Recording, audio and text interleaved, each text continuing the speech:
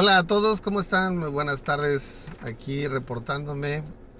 Fíjense que les traigo una historia muy interesante, particularmente no es una historia nueva, ojo, ya habíamos conocido de manera general lo que había pasado, pero les traigo detalles que surgieron esta semana, que concluyó la semana pasada, de testigos presenciales que tuvieron a bien compartir con Jeremy Corbell y con George Knapp, estos dos periodistas que han servido de enlace para todos los insiders, todos los militares activos o retirados que quieren salir a contar sus historias de ovnis. Y bueno, ellos tienen un podcast que es relativamente nuevo que se llama Weaponized y es precisamente en donde han estado sacando a relucir detalles muy interesantes. Ahí en este podcast del martes de la semana pasada, yo apenas lo pude ver este fin de semana, está largo, tiene más de 2 horas de duración. Salieron varios testigos, uno de ellos estaba ahí precisamente de manera presencial con ellos en la grabación del podcast. Y bueno, les voy a compartir de manera general lo que pasó, y luego los detalles de 2 incidentes muy puntuales dentro de este evento. Estamos hablando del evento que se suscitó en el verano de 2019, hace relativamente poco. Estamos hablando que en esa época, en el verano de 2019, era julio particularmente, en algún lugar del Océano Pacífico en mar abierto, entre las costas de San Diego y Hawái, no estaba cerca de ninguna de las dos, precisamente van ahí para poder hacer sus entrenamientos y sus ensayos, sus simulacros, pues sin que nadie les moleste. Resulta que estando ahí 10 buques de la Armada norteamericana, una noche, después de un largo día de trabajo, resulta que se dan cuenta de que están siendo seguidos por lo que ellos llamaron un enjambre de esferas no identificadas. Y el asunto era de tan alta dimensión que estamos hablando de que en los sensores de los 10 buques llegaron a verse hasta 100 esferas al mismo tiempo, siguiendo las evoluciones de estos buques de guerra norteamericanos. 10 buques de guerra norteamericanos. Ahora, imagínese usted esta situación en medio de un ejercicio militar de la Armada norteamericana, en donde 100 esferas siguen a 10 buques haciendo cualquier tipo de maniobra extraña, y que además están ahí en el aire hasta por 12 horas seguidas. O sea, para que se den una idea, los cazas norteamericanos no pueden estar en el aire más de 1 hora por el gasto de combustible que esto representa en sus maniobras y sus aceleraciones, etcétera. Entonces, que de pronto estas esferas estén ahí 12 horas en el aire, pues lo primero que te preguntas es qué clase de combustible tienen, ¿verdad? O sea, no es normal, evidentemente, ¿no? Ahora, estos incidentes durante 3 días seguidos en que este enjambre de esferas estuvo literalmente acosando a estos buques de guerra, pues eran en horarios que no son propiamente de ejercicios militares. O sea, estamos hablando de después de las 10 de la noche, en el que, bueno, la primera noche, después de un largo día de trabajo, los marinos tienen que enfrentarse a esta situación. Lo primero que pensaron era que era una prueba de alguien, de los altos mandos, ¿no? Mándales estas esferas, estos drones para ver cómo reaccionan, ¿no? Y la realidad es que, pues sí eran algo destacable, pero pues así se queda en el aire la posibilidad de que sea una prueba. A partir del segundo día ya las cosas ya cambiaron, porque los altos mandos empezaron a ver las capacidades de estas esferas y lo primero que pensaron es, no son nuestras. Entonces dan la orden en los buques para que todo el instrumental empiece a generar los datos de la evolución de estas esferas. Entonces no fue un tema menor. Estamos hablando que cámaras FLIRT, que son estas cámaras de visión nocturna infrarrojas, los sonares, los radares, las cámaras convencionales y por supuesto testigos en cada uno de los buques que podían observar lo que estaba sucediendo de manera de contacto visual, a ojo limpio. Por supuesto que era algo ya verdaderamente relevante, ¿no? Le platico, estos buques de guerra tienen sistemas antidrones, que son alta tecnología. Estos sistemas antidrones hablaban de al menos 3 que estaban siendo utilizados para tratar de rastrear a estas esferas, creyendo que eran drones. Y resulta que ninguno de ellos pudo tener un contacto efectivo, un rastreo efectivo, como para poder inutilizar alguno de las esferas que estaban circundando estos buques. Para que se dé una idea, un sistema antidrón de esos en funcionamiento puede inutilizar, o sea, rastrear e inutilizar instantáneamente a un dron hasta 37 kilómetros de distancia. Entonces, el hecho de que no pudieran con la maniobrabilidad de estas esferas, de estos objetos, pues realmente es algo ya bastante relevante, ¿no? Las esferas las describen tanto los testigos que estaban frente a los radares y sonares, estas cámaras infrarrojas, como los que estaban en cubierta, que de manera visual hacían contacto con estas esferas. Las describen como completamente redondas, o sea, no tenían alas, no tenían ventanas, no tenían motores o propulsores, y eran con una luminosidad rojiza que envolvía completamente todo el equivalente al fuselaje de las esferas, ¿no? Y bueno, dentro de este evento, que fueron 3 días en el que estas 100 esferas estuvieron siguiendo estos 10 buques de guerra en diferentes momentos, se dieron incidentes muy particulares. Se dieron varios, pero ahorita tengo detalles de 2 muy específicos. Uno se da en este buque de combate que se llama el USS Omaha. En este buque de combate, 14 esferas empiezan a seguirlo, ¿sí? Lo siguieron por alrededor de 1 hora, lo estuvieron siguiendo. Fueron detectadas con las cámaras FLIR, fueron detectadas con los radares, con el sonar. Inclusive hay un video en donde se puede observar cómo en el radar del USS Omaha se observa la nave, inclusive tratando de hacer una maniobra evasiva de un giro de 90 grados, y todos las 14 esferas como ecos ahí rodeando a el barco, inclusive en el giro.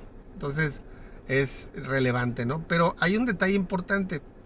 En este video que tuve la oportunidad de ver, donde se ve el radar del USS Omaha, estamos hablando que había momentos en que los ecos desaparecían. Es decir, estaban, luego no estaban, aparecían por intervalos, luego volvían a desaparecer, etcétera. Y bueno, evidentemente ellos no sabían de qué se trataba esto, ¿no? Y no sabían hasta que viene un incidente muy particular en el que desde el USS Omaha alguien graba una de las esferas que iba por uno de los lados del buque. La graba maniobrando, flotando sobre la superficie del mar. Es decir, no está en el mar, está en el aire, pero está flotando sobre la superficie a baja altura. Y de pronto parece que la esfera se cae y se sumerge en el mar sin salpicar, sin generar un zambullido. Estamos hablando de una esfera de 3 metros, por el amor de Dios. O sea, que cómo entra al mar y no hay mayor impacto físico, ¿no? Entonces, los instrumentos del destructor, buque de combate, siguen a la esfera debajo del agua porque tienen los sonares, y además les recuerdo que estos ejercicios llevan hasta submarinos. Entonces, siguen por debajo, mandan a hacer una verificación porque piensan que a lo mejor hubo un accidente y la esfera se cayó y hay que rescatar a alguien o hay que rescatar a la esfera. Y la realidad es que cuando hacen la verificación, la esfera ha desaparecido, cuando la habían observado debajo del agua ya. Entonces, al hacer el cruce con los radares, se dan cuenta de que cuando estaban viendo en el radar a estas 14 esferas evolucionando alrededor del USS Omaha, cuando desaparecían era porque se sumergían. Entonces, ¿de qué estamos hablando? Estamos hablando de esferas de 3 metros de diámetro que no tienen ningún tipo de método de sustentación o de propulsión, ¿sí? Que tienen una luminosidad rojiza y que son capaces de estar maniobrando alrededor de un buque de guerra, entrando y saliendo del mar, o sea, volando y sumergiéndose, o sea, de manera debajo del mar, de forma submarina, y luego saliendo otra vez al aire. O sea, es algo completamente fuera de lo común. O sea, esto asombró a cualquiera de los que estaban ahí, ¿no? Entonces, bueno, básicamente esto es lo que sucede en el USS Omaha, con este incidente muy particular, con estas 14 esferas y la que se sumerge y se dan cuenta de que las esferas entraban y salían del mar y regresaban al aire, etcétera. Entonces, bueno, pues es algo muy relevante, ¿no? Pero hay otro incidente que se da en otro buque, en un destructor que se llama el USS Russell, que estaba precisamente en esos días formando parte de estos 10 buques de la Armada, en este entrenamiento ahí en el Pacífico, ¿sí? Y que mientras pasaba esto con las esferas en el Omaha, pues el Russell también tenía su historia, ¿no?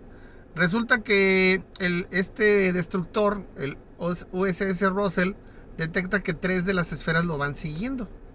Pero lo van siguiendo de una manera importante. Estaban a 60 metros de altura, manteniendo la misma velocidad sincronizada con el buque, sin adelantarse y sin retrasarse, y manteniendo la altura.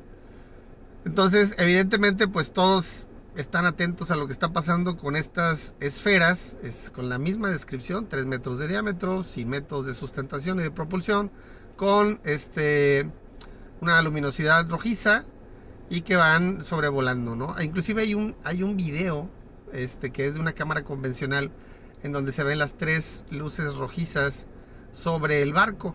Pero el que seguramente usted conoce más es uno que está en una cámara FLIR de infrarrojo, visión nocturna, en donde se ven unos triángulos verdes sobrevolando este barco, ¿sí? Recuerdo que estos videos ya son desclasificados, ¿no? Bueno, pues resulta que algunos debunkers o detractores dicen que no, que era una estrella, y que el obturador de la cámara es triangular y que por eso toma forma triangular, etcétera. Pero no dicen que con eso se identifiquen las luces, ¿verdad? No eran estrellas, eran estas esferas de 3 metros que con el obturador de la cámara hace que se vean como triangulares, pero no son triangulares, son esféricas. Y se ven verdes porque le recuerdo que es una cámara de visión nocturna, sí, pero las esferas eran rojizas. Entonces, fíjense nada más estos temas, ¿no? Es bastante relevante. Los testigos que llevaron Jeremy Corbell y George Knapp a su podcast Weaponized hablaban acerca del asombro que les generaba. O sea, es gente entrenada que sabe diferenciar drones, que han visto videos de drones extranjeros, que conocen los suyos perfectamente, saben las capacidades de maniobrabilidad que pueden llegar a tener, y que evidentemente cuando ven la maniobrabilidad de estos objetos, pues se dan cuenta de que no son drones, ¿no? O sea, eso es un tema relevante, ¿no? Entonces, bueno, hay una parte en este incidente en el USS Russell en donde una de las esferas hace un descenso inmediato, instantáneo, y llega casi a la altura de la cubierta del destructor, y lo alcanza a esa altura por atrás. Se va acercando cada vez más al buque, al destructor, hasta que está casi cerquita. Los testigos hablan de que si hubieran tenido una pelota de softball, le hubieran podido pegar. O sea, de esa magnitud era la cercanía, ¿no? Imagínense lo que pudieron ver y observar y detectar los instrumentos, ¿no? Era haber sido sensacional, quitando el asombro y el temor probablemente, ¿no? Entonces, ¿qué es lo que hace esta esfera cuando se acerca por la parte de atrás del destructor, en la popa? Se acerca y luego empieza a rodear al barco, al buque, lo empieza a rodear por el lado de babor, que es el lado de la derecha, viendo hacia el frente, ¿no?, del barco. Por la derecha empieza a bordear así en paralelo, como haciendo una vigilancia o una supervisión, y llega un momento en el que al llegar ya cerca de la parte frontal del barco, lo que es la proa, asciende y suavemente cruza de un lado a otro del barco y se posiciona del lado de estribor. Les recuerdo que el buque está avanzando, entonces la esfera iba sincronizada con el movimiento del barco haciendo estas maniobras. Cuando se posiciona y se queda ya flotando, sincronizado el movimiento con el buque del lado izquierdo, es decir, del lado de estribor, viene un suceso importante. Resulta que esta esfera hace un movimiento que la coloca en un segundo, en un parpadeo, a 21,000 pies. O sea, hay una aceleración instantánea, hay una hipervelocidad, Nada más para que se dé una idea de la velocidad. Les hice los cálculos y estamos hablando que 21,000 pies en un segundo debió haber sido una velocidad de aproximadamente unos 22,000 kilómetros por hora. 22,000 kilómetros por hora, ¿sí? Y estos marinos que eran testigos, que estaban ahí precisamente en cubierta y que siguieron la evolución de la esfera desde la popa, que es la parte de atrás del barco, corriendo por todo babor, siguiendo a la esfera, luego atravesando como pudieron los compartimientos del barco para llegar del otro lado y ver a la esfera del otro lado, el lado de estribor. Cuando ven la aceleración, que inclusive utilizan un adjetivo ahí como zooming, como si en un santiamén, o sea, se elevó la esfera. A esa velocidad, un objeto con masa que los radares ya habían detectado que son objetos sólidos, 3 metros de diámetro, imagínense, a esa velocidad, resulta ser que no hay ningún sonido, no hay ninguna sensación física, electricidad estática, algún zumbido, ni siquiera el boom sónico necesario de acuerdo a nuestras leyes de la física para ese tipo de aceleraciones, ¿no? Entonces, imagínese usted. Por último, ahí mismo en el USS Russell se da un incidente también muy interesante con una de las esferas. Una de las esferas que iba a los 60 metros de altura, resulta que por unos cuantos segundos, unos 2 o 3 segundos, lanza un haz de luz tan potente, ¿sí?, que básicamente ciega a los testigos que estaban ahí. Cubre todo el barco. Imagínese usted cubrir todo, 120 y tantos, 130 metros de eslora, ¿sí? Y que todo se ilumine como si fuera de día. Dice, era tan potente la luz, una luz blanca, muy compacta. Dice, era tan potente que los testigos que estaban en cubierta no podían ver su mano teniéndole enfrente de la cara. De ese tamaño era el resplandor. Y además los desorientaba, porque pues entonces ya no veían nada y se sentían mareados, y se tenían que agarrar de lo que podían ahí en la cubierta del barco, ¿no? Era algo bastante relevante, ¿no? Y bueno, estos dos incidentes fueron los que se comentaron. Seguramente van a salir más detalles, yo le estaré informando a través de este medio. Yo nada más le dejo algunos temas de reflexión. Sí ha habido otros casos. Inclusive le recuerdo uno de los videos que tengo en mi canal de YouTube, Basilio Cot, que fue el de Don Memo, el de este pescador que estaba en un camaronero y que en la madrugada observó una esfera de 7 metros adentrarse en el mar sin salpicar, pero que antes de eso recibió una iluminación que cubrió todo el camaronero como si fuera de día por unos segundos. Entonces es tan similar la descripción que hizo Don Memo aquí frente a las costas de Tampico, de Madero, en el mar, en un camaronero, en la década de los 70s. Es tan similar a lo que describen estos testigos en este barco, el USS Russell, que la verdad es que dan escalofríos de lo coincidentes que son, ¿no? Y bueno, en más detalles del enjambre, resulta que estos 100 ovnis llegaron del oeste. Es donde identificaron los testigos que estaban frente a los radares. Pero hacen un comentario importante. En primer lugar dice que no se ven venir, sino pareciera que aparecen de la nada. Es decir, o bajaron del espacio o salieron del mar, que como ya vimos pueden hacerlo, pueden entrar y salir del mar a la hora que quieran. Entonces llegaban del oeste todos.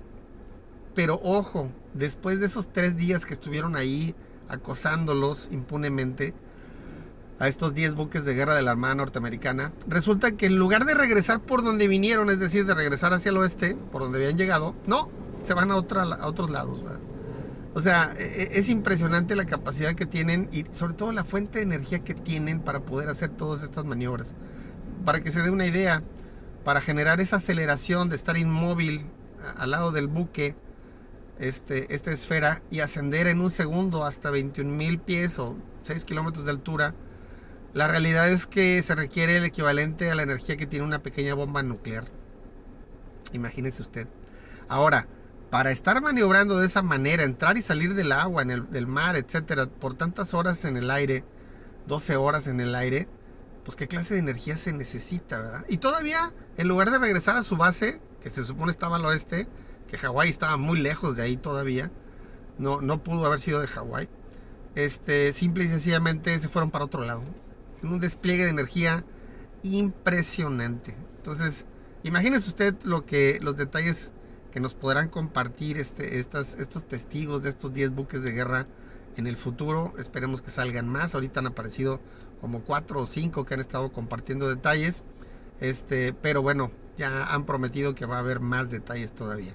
Y bueno, nada más para ir concluyendo, a estos testigos de los 10 buques de guerra, tanto los que estaban al interior frente a los radares, como los que estaban en cubierta, que de manera visual veían todo el espectáculo, se les pidió, sus autoridades, sus jefes, se les pidió que no lo incluyeran en el reporte de bitácora, pero en ningún momento se les citó para seguir un protocolo o procedimiento de que hubiera sido testigos de algún proyecto secreto del gobierno norteamericano, como lo han hecho en otras ocasiones. Simple y sencillamente nadie les dio la indicación, ni siquiera se les insinuó que guardaran silencio. Por eso es que están hablando, ¿sí? Por eso precisamente es que están hablando frente a estos reporteros Jeremy Corbell y George Knapp, que están haciendo un gran trabajo ahí en la divulgación como enlace de todos estos insiders. Y bueno, el 2019 dio más de qué hablar. Tenemos incidentes en el Atlántico también, y tenemos incidentes en Guam, allá en Asia, similares, ¿no? Entonces, para que se dé una idea, y en Canadá y en otras partes también en Sudamérica. Y yo cierro este pequeño video, que bueno, traté de hacer un resumen porque me pareció que la información era bastante relevante. Espero que lo pueda ver todo. Cierro este video con una pregunta.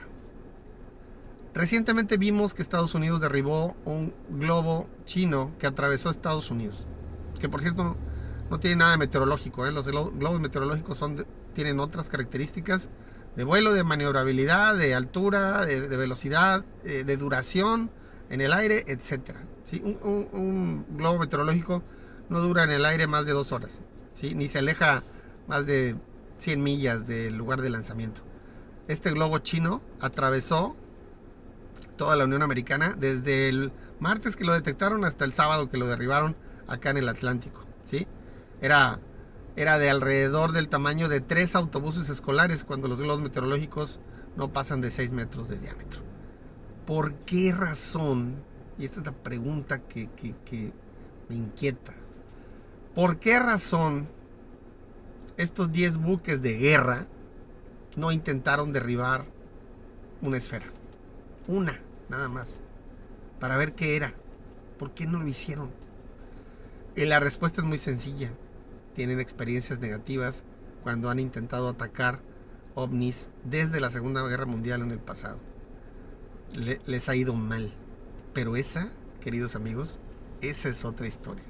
Luego se las compartiré. Muchos saludos a todos y espero que disfruten esta actualización de información de estos incidentes en el Pacífico con la Armada Norteamericana en 2019. Nos vemos.